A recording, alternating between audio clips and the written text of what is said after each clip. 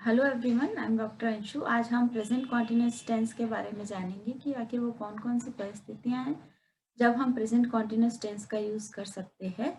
Present continuous tense means when the activity is in progress. जब कोई activity हम कर रहे हैं या वो एक्टिविटी अभी प्रोग्रेस में है, एक्टिविटी अभी फिनिश नहीं हुई है, उस वक्त हम प्रेजेंट कॉन्टिन्यूस टेंस का इस्तेमाल करते हैं। और ऐसी कौन कौन सी परिस्थितियां हैं जब हम प्रेजेंट कॉन्टिन्यूस टेंस को यूज़ कर सकते हैं, और वो कौन सा स्ट्रक्चर है जिसको फॉलो करके हम प्रेजेंट कॉन्टिन्यूस टेंस को कंटिन्यू कर सकते हैं। तो इसको हम डिटेल में स्ट्रक्चर के साथ में जानेंगे।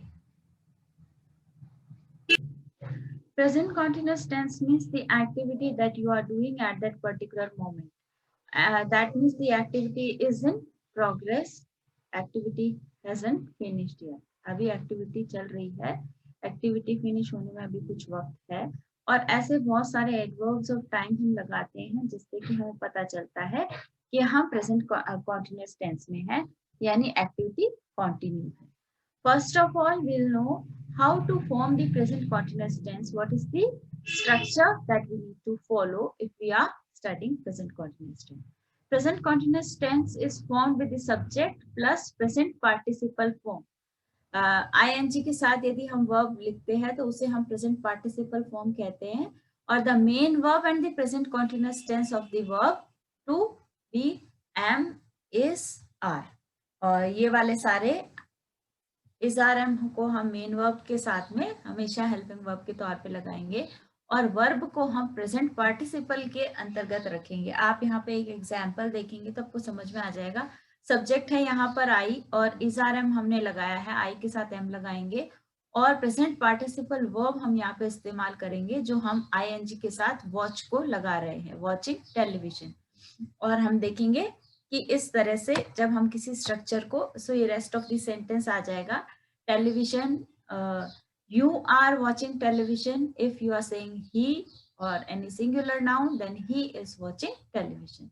तो इस तरह से हम स्ट्रक्चर को बनाएंगे। स्ट्रक्चर में सबसे पहले सब्जेक्ट है, उसके बाद में helping verbs is are am है और फिर बाद में आपकी present participle form of the verb है, मेन वर्ब ing के साथ। I am singing at the church today, the boys are playing ball after the school.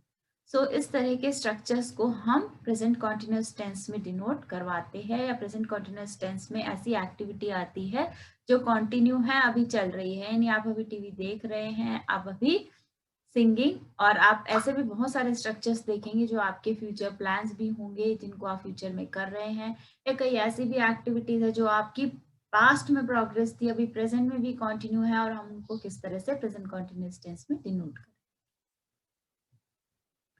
उसके बाद आता है present continuous forms.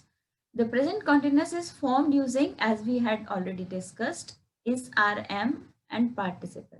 Now questions are indicated by inverting the subject, am, is, are, negatives are made with not। तो अब हम तीन तरह के सेंटेंसेस यहाँ पर देखेंगे। सबसे पहला स्टेटमेंट है, यानी वो सिंपल सेंटेंस है, यू आर वॉचिंग टीवी, साधारण वाक्य है ये। और उसके बाद हम देखेंगे प्रश्नवाचक वाक्य, यानी question sentences. Are you watching TV, तो यहाँ पर हमने क्या किया है, helping verb is are am को हमने सबसे पहले लगा दिया है सब्जेक्ट के स्थान पर, और उसके बाद हम सब्जेक्ट का इस्तेमाल कर रहे हैं जो है यू, और फिर हमने प्रेजेंट पार्टिसिपल वर्ब लगाई है और एंड में हमने रेस्ट ऑफ द सेंटेंस या ऑब्जेक्ट का इस्तेमाल किया है। अब यदि हमें नेगेटिव सेंटेंस बनाना है तो बेटा हम करेंगे कि नेगेटिव सेंटेंस में हमारा स्ट्रक्चर रहेगा, सबसे पहले सब्जेक्ट, फिर आपका हेल्पिंग वर्ब, उसके बाद नॉट और फिर मेन वर्ब। यानी हेल्पिंग वर्ब और मेन वर्ब के बीच में आप नॉट का इस्तेमाल करेंगे और लास्ट में आप rest of the sentence continue करेंगे। कुछ एग्जाम्पल्स हम आगे ऑब्जर्व करेंगे। एक एग्जाम्पल यहाँ पर इस इमेज में देखेंगे, that I am working, this is a statement, he is working, she is working, it is working, you are working, we are working and you are working। तो इस तरह के हम सेंटेंसेस स्टेटमेंट सिंपल सेंटेंसेस में इस्तेमाल करेंगे। अब first of all we shall know what is the importance of present continuous tense. Continuous tense में कि क्या ऐसी खास बात है जिस वजह से हमें इसकी इंपॉर्टेंस को जानना जरूरी है. As you can see the present continuous tense is most often used in English grammar to describe a continuous action, something that is unfinished, the task that is not yet finished. You can see in the image that dog is barking at the man. So dog is still barking, अभी भी dog bark कर रहा है. तो अगर वो action continue है तो हम उसे प्रेजेंट कंटिन्यूअस टेंस में डिनोट करवाएंगे या प्रेजेंट कंटिन्यूअस टेंस हम वहां पे इस्तेमाल करेंगे. This tense is also important as it is a simple action or it is a simple sentence structure that can show actions or events that are happening right now. और in the plan future also, अगर आने वाले future में भी कुछ activity continue हो सकती है, and something even in the past. और कई बार हम ये भी देखेंगे कि यानी डॉग अभी बात कर रहा है तो यानी थोड़ी टाइम पहले से भी बात कर रहा है, हो सकता है आगे भी बात करे. तो यानी प्रेजेंट और फ्यूचर दोनों को भी इसमें डिनोट हम इसमें देख सकते हैं. और वो एक्शंस हम किस प्रकार से करेंगे और किस प्रकार से आइडेंटिफाई करेंगे वो हम आगे देखते हैं. More uses of present continuous tense are that in addition to the above, the present continuous tense can be used to describe actions that are being repeated. कई बार ऐसे भी actions होते हैं जिन्हें हम बार बार करते रहते हैं और हो सकता है उस वक्त ना कर रहे हो जिस वक्त आप वो बात कर रहे हैं. Words like always, constantly and forever are used along with the verbs. Example आप देखेंगे कि जहां पे भी एडवर्ब ऑफ टाइम लगा है कि ऑलवेज, वो हमेशा लड़ते झगड़ते रहते हैं. अभी जिस वक्त आप बात कर रहे हैं हो सकता है वो उस वक्त ना झगड़ा कर रहे हो. या फिर हम कहते हैं कि कॉन्स्टेंटली या फॉर एवर, हमेशा के लिए या लगातार या कभी ज्यादातर वो झगड़ा करते हैं. Jack and Jill are always fighting, so that means वो हमेशा ही झगड़ते रहते हैं, वो हमेशा ही ये काम करते रहते हैं. यदि हम इस प्रकार की बातों को बताना चाहते हैं तो हम हमेशा प्रेजेंट कॉन्टिन्यूअस टेंस के स्ट्रक्चर का इस्तेमाल करते हैं. She is constantly complaining about her sister, यानी वो अपनी सिस्टर के लिए हमेशा लगातार कंप्लेन करती रहती है. Her mother is for ever misplacing her keys, अब उसकी मम्मी हमेशा ही कीज का मिसप्लेसमेंट कर देती है, गलत जगह पे उन्हें रख देती है, चाबियां घुमा देती है. यानी कुछ ऐसी एक्टिविटीज हैं जो आपकी आदत बन गई हैं, जिन्हें आप हमेशा करते रहते हैं, तो उनको भी आप प्रेजेंट कॉन्टिन्यूअस टेंस में बता सकते. उसके बाद आता है फ्यूचर प्लान्स और अरेंजमेंट्स. जैसे Mary is going to a new school next term. What are you doing next week? So ये आपके फ्यूचर प्लान्स हैं, आप इसमें देख भी रहे हैं कुछ ऐसे वर्ड्स हैं जैसे नेक्स्ट वीक, नेक्स्ट टर्म, इनका इस्तेमाल किया गया है जिससे हमें पता चल रहा है कि ये एक्शन हम फ्यूचर में करने वाले हैं और ये एक्शन या फ्यूचर प्लान्स, अरेंजमेंट्स हैं, फ्यूचर में ये प्रोग्रेस करने वाले हैं. तो Mary is going to a new school, that means this action is going to happen in future, but still we can denote it into present continuous tense. We are also the present continuous tense to talk about future when we have plans and arrangement. जब हमारे भविष्य में कुछ ऐसे plans होते हैं उनको भी हम present continuous tense में बता सकते हैं. जैसे आप यहाँ पर कुछ एग्जाम्पल्स देखेंगे इमेज में कि what are you doing tomorrow? आप कल क्या करने वाले हैं, यानी बात तो हम अभी कर रहे हैं पर बात कल की कर रहे हैं कि कल तुम क्या करने जा रही हो. I am going to a party, कल मैं एक पार्टी में जाने वाली हूँ, यानी वो एक्शन हालांकि होने कल वाला है बट उसे हम प्रेजेंट कॉन्टिन्यूअस टेंस में फ्यूचर प्लान्स अरेंजमेंट के तौर पर बता रहे हैं. What are you doing next summer, अब ये अगली गर्मी की छुट्टियों में होने वाला काम है लेकिन फिर भी हम इसे किसमें बता रहे हैं, प्रेजेंट कॉन्टिन्यूअस टेंस में. I am going to the beach in the next summer. So आप देख सकते हैं किस प्रकार से हम इन एक्टिविटीज को दर्शा रहे हैं और ये एक्टिविटीज हालांकि हमारे फ्यूचर प्लान अरेंजमेंट्स हैं बट स्टिल हम इन एक्टिविटीज को फ्यूचर प्लान में फ्यूचर टेंस में न बता करके हम प्रेजेंट कॉन्टिन्यूअस टेंस में इनको दर्शा रहे हैं. In this case, we have to mention when the action is going to take place. That is why we use some certain time expressions. So हम यहाँ पर कुछ time expressions का इस्तेमाल कर रहे हैं जैसे कि tomorrow, next summer. So जिससे हमें ये पता चल रहा है कि ये काम अभी तो नहीं हो रहा है हालांकि ये काम फ्यूचर में होने वाला है, सो हम ऐसे कुछ टाइम एक्सप्रेशंस का भी इस्तेमाल कर सकते हैं जिससे कि हम अपनी प्रेजेंट फ्यूचर प्लान्स को प्रेजेंट कॉन्टिन्यूअस टेंस में बताएं। अब फ्यूचर कॉन्टिन्यूअस टेंस को नेगेटिव में हम किस प्रकार से बताते हैं, हालांकि हमने अभी थोड़ा देखा, बट स्टिल हम इसके स्ट्रक्चर को थोड़ा डिटेल में देख लेंगे कि कैसे हम नॉट लगाते हैं। सबसे पहले आप सब्जेक्ट लगाते हैं, उसके बाद आप हेल्पिंग वर्ब इस आरएम का इस्तेमाल करते हैं, फिर आप बीच में नॉट लगाते हैं और लास्ट में आप मेन वर्ब जो कि आपकी प्रेजेंट पार्टिसिपल के तौर पर आई है, यानी वर्ब के पास साथ में आईएनजी आया है, उसे आप लगाते हैं। और जब आप कोई काम नहीं कर रहे हैं, यानी वो एक्टिविटी प्रोग्रेस में नहीं है, आज आप नहीं पढ़ रहे हैं, आज आप नहीं मूवी देखने जा रहे हैं, आज आप पिज्जा नहीं खा रहे हैं, आज आप डिनर नहीं ले रहे हैं, तो आप उस परिस्थिति के अंदर प्रेजेंट कॉन्टिन्यूअस टेंस का इस्तेमाल कर सकते हैं। We make negative by putting not, or you can even abbreviate it by putting apostrophe between N and T. After M is R. I am not doing that. You aren't listening. That means you are not listening. They are not coming to the party. They aren't coming to the party. She is not going home. वो आज घर नहीं जा रही है until Monday. So she is not going home until Monday. You can see there are some words, adverb of time or time references that are given in the sentence that denote that the activity is continuous, or the activity can be a past activity, the activity can be a future arrangement or future plan as well, but still we are describing this activity into this tense, present continuous tense. आप देखेंगे I am not working. So in this way you will see that he is not working in the garden. So if today some person is not coming to the school, you are not going to the school today, तो आप उस वक्त वो काम नहीं कर रहे हैं, बट फिर भी आप उसे कैसे बता रहे हैं कि आज वो काम आप करने वाले नहीं है, वो आज आपकी एक्टिविटी प्रोग्रेस में नहीं होने वाली है। तो उस परिस्थिति में भी हम प्रेजेंट कॉन्टिन्यूअस टेंस का इस्तेमाल जब हम नेगेटिव सेंटेंसेस बनाते हैं तो हम करते हैं। उसके बाद बेटा आता है प्रेजेंट कॉन्टिन्यूअस क्वेश्चंस। अब क्वेश्चन बनाना, प्रश्न पूछना हम दो तरीके से हमेशा करते हैं। एक हमारे क्वेश्चंस होते हैं वो यस नो वाले क्वेश्चंस होते हैं, दूसरे हमारे क्वेश्चंस होते हैं वो WH वाले या WH क्वेश्चन वर्ड्स को हम इस्तेमाल करके क्वेश्चंस बनाते हैं। हेल्पिंग वर्ब से बनाए जाने वाले क्वेश्चंस यस नो वाले क्वेश्चंस होते हैं। जैसे हम इस आरएम से अगर क्वेश्चन को स्टार्ट करेंगे तो भी वो क्वेश्चन होगा, और अगर हम क्वेश्चन वर्ड जैसे WH, what, why, when, where, how, इनसे भी क्वेश्चन बनाएंगे तो वो भी क्वेश्चन होगा।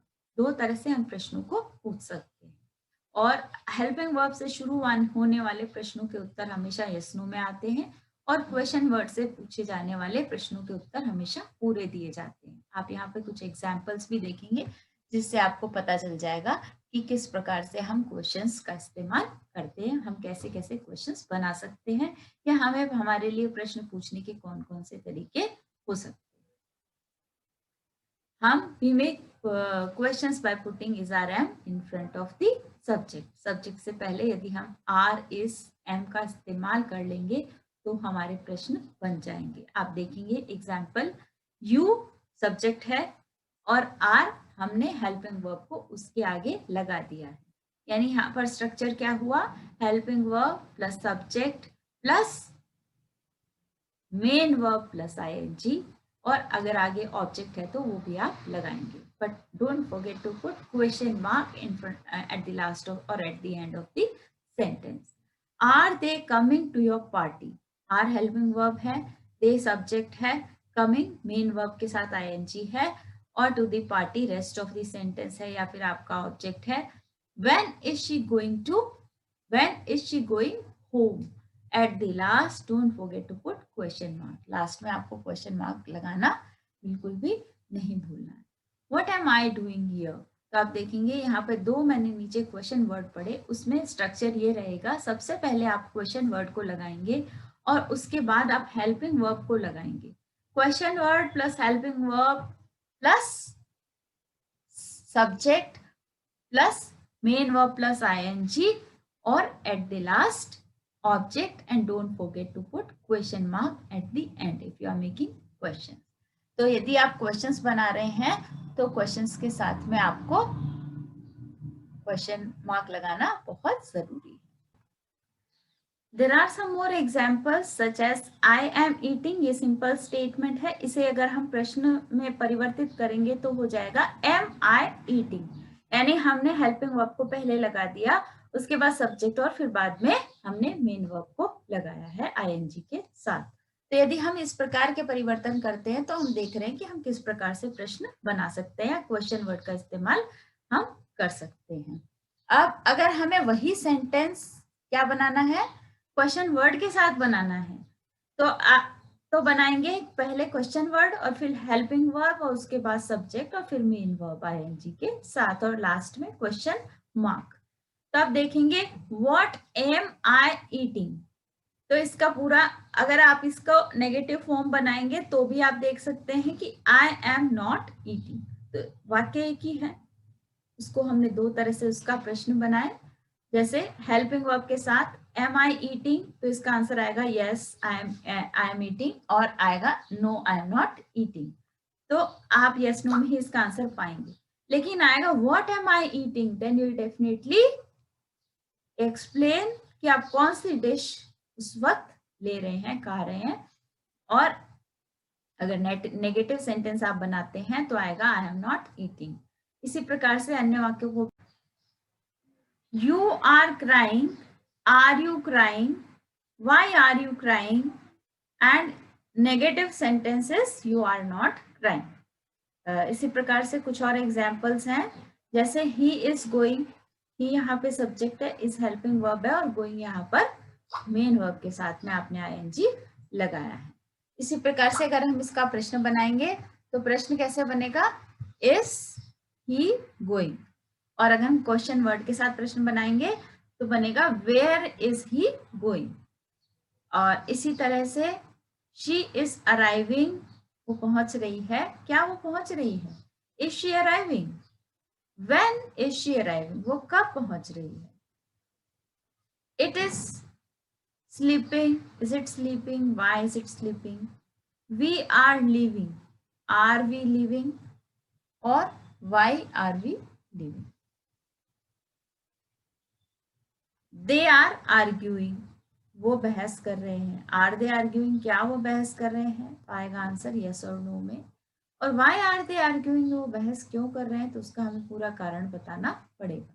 तो इस तरह से हम देखेंगे कि हम प्रेजेंट कॉन्टिन्यूअस टेंस में क्वेश्चंस दो तरह से बना सकते हैं, एक यस और नो वाले क्वेश्चंस और एक WH वाले क्वेश्चंस. यस और नो वाले क्वेश्चंस को हम हेल्पिंग वर्ब से स्टार्ट करेंगे और WH वाले क्वेश्चंस को हम क्वेश्चन वर्ड से स्टार्ट करेंगे. उसके बाद आता है stative verbs. We do not normally use the continuous with stative verbs. कुछ ऐसी वर्ब्स होती हैं, यानी क्रिया के साथ में हम ing का इस्तेमाल करते हैं, लेकिन कुछ ऐसी क्रियाएं होती हैं जिनके साथ में ing नहीं लगा सकते हैं. जैसे आप नीचे देखेंगे we normally use the simple instead such as I understand you. हम ऐसे नहीं लिख सकते कि I am understanding you. The cake tastes wonderful. अब आप इसको ऐसे नहीं लिख सकते हैं कि the cake is tasting wonderful. तो यहाँ पर taste और understand stative verbs हैं. ये कौन कौन सी verbs होती हैं, कौन कौन सी क्रियाएं होती हैं जिनके साथ में हम ing का इस्तेमाल नहीं कर सकते हैं. तो verbs of thinking and feeling, जो कुछ ऐसी वर्ब्स हैं जिनके बारे में हम सोचते हैं या महसूस करते हैं, उन वर्ब्स को हम स्टेटिव वर्ब्स के अंदर लेते हैं. जैसे I believe, I dislike, I know, I like, इनके साथ में हम ing नहीं लगाएंगे. हम नहीं कह सकते I am loving, I am hating, I am preferring, I am realizing, recognizing, remember, suppose. Think का मतलब भी होता है believe. Understanding भी नहीं हो सकता है, wanting और wishing नहीं होगा. So ये इनको हम I want, I wish, I understand, I believe, I dislike, I know, I like, I love, I hate, I prefer, I realize. ये stative verbs हैं इनको हम याद भी कर सकते हैं, इनके साथ में हम आईएनजी का इस्तेमाल नहीं कर सकते। यानी ये थिंकिंग और फीलिंग्स की वर्ब है जिनको हम आई नो, मैं जानती हूँ, मैं जान रही हूँ नहीं होगा, मैं समझ रही हूँ नहीं होगा, मैं समझती हूँ, मुझे समझ आता है। वर्ब ऑफ सेंसेस, हमारे सेंसेस 5 सेंसेस होते हैं, सी, टेस्ट, फील, स्मेल, है ना। ये सारे सेंसेस के साथ में भी हम आईएनजी का इस्तेमाल नहीं कर सकते। एक होता है महसूस करना, फील, एक होता है लुक, सीन, और एक होता है सूंघना, स्मेल, साउंड, आवाज भी, और टेस्ट। ये सारी चीजें हमारे 5 सेंसेस के अंतर्गत आती हैं और इनके साथ में भी हम आईएनजी का इस्तेमाल नहीं कर सकते। कुछ और भी ऐसी स्टेटिव वर्ब्स हैं, जैसे agree, belong, disagree, need, owe, own, possess and be। इनके साथ में भी हम आईएनजी का इस्तेमाल नहीं करते। तो बस ये कुछ और ऐसी चीजें हैं जिनके बारे में हमें जानना है कि इन वर्ब्स के साथ में हम आईएनजी नहीं लगाएंगे। Use present continuous tense in this sense also that something which is happening before and after a specific time। जैसे आप अभी पढ़ रहे हैं प्रेजेंट कॉन्टिन्यूअस टेंस, आप कुछ देर पहले भी यही पढ़ रहे थे और आगे 5-10 मिनट बाद भी आप प्रेजेंट कॉन्टिन्यूअस टेंस को ही पढ़ने वाले हैं। तो आप देखेंगे कि ये एक्टिविटी थोड़ा सा पहले से चल रही है और अभी भी चल रही है और कुछ देर बाद भी चलने वाली है। अगर कोई ऐसा कॉन्टिन्यूअस एक्शन है जो पास्ट में भी हो रहा है और फ्यूचर में भी होने की संभावना है, तो उसे हम प्रेजेंट कॉन्टिन्यूअस टेंस के अंतर्गत रख सकते हैं। आप इस इमेज के अंदर भी देखेंगे कि the action is happening now and it started in the past and ends in the future. अगर ऐसा कुछ है तो भी हम प्रेजेंट कॉन्टिन्यूअस टेंस का इस्तेमाल वहां पर करेंगे। आप यहाँ पर देख रहे हैं कि Michael is jogging, he is jogging right now। So you can see the activity must have started in the past and even it may continue in the future। So at 8 o'clock we are usually having breakfast। So when I get home the children are doing their homework। जब मैं घर जाती हूँ तो बच्चे काम कर रहे होते हैं। तो हालांकि ये डेली का एक्शन है बट उस वक्त वो एक्शन हमेशा कंटिन्यू रहता है, इसलिए हमने क्या कहा कि जब मैं घर जाती हूँ या फिर हम रोजाना 8 बजे के आसपास अपना ब्रेकफास्ट ले रहे होते हैं। Something which we think is temporary, in that case also we use present continuous tense। let's see one example। Michael is at university, he is studying history। I am working in London for the next 2 weeks। so कुछ ऐसे works हैं जो we think is temporary, that Michael is at university and he is studying history। I am working in London for the next 2 weeks। So in that case also some future plans and some activities that we assume they are also talked about in the present continuous tense। So as we had learned some specific rules and regulations for present continuous tense, and there are some present continuous activities that we had already discussed in which we had seen कि हमने कैसे कैसे किन किन परिस्थिति में हम present continuous tense का इस्तेमाल कर सकते हैं। ऐसे कौन से और एक्शंस हैं जो जिनमें भी हम प्रेजेंट कॉन्टिन्यूस टेंस को इस्तेमाल करेंगे। कुछ ऐसे एडवांस लेवल पर हम किस प्रकार से प्रेजेंट कॉन्टिन्यूस टेंस को यूज करते हैं, हम इसके बारे में भी अपने आने वाले वीडियो में, तो हम देखेंगे अपने आने वाले वीडियो में इसको और डिटेल में करेंगे, क्योंकि ये पूरा टॉपिक अभी कंप्लीट नहीं हुआ है, इसका ये एक पहला पार्ट है। आने वाले में वीडियो में हम उसके प्रेजेंट कॉन्टिन्यूअस टेंस के एडवांस लेवल के बारे में जानेंगे कि telling a story at the current if you are talking about a current trend, कि अभी ज्यादातर इस तरह की मूवीज बन रही हैं, या हम किसी करंट ट्रेंड के बारे में भी बातचीत करते हैं, या हम कोई कहानी कहते हैं, या कौन सी और परिस्थितियां हैं जिनमें हम प्रेजेंट कॉन्टिन्यूअस टेंस का इस्तेमाल करते हैं, हालांकि वो काम हम उस वक्त नहीं कर रहे होते हैं। At that particular moment we may not be pursuing that work but still we talk about those actions in present continuous tense. हम उनके बारे में भी अपने आने वाले वीडियो में और डिटेल में जानेंगे.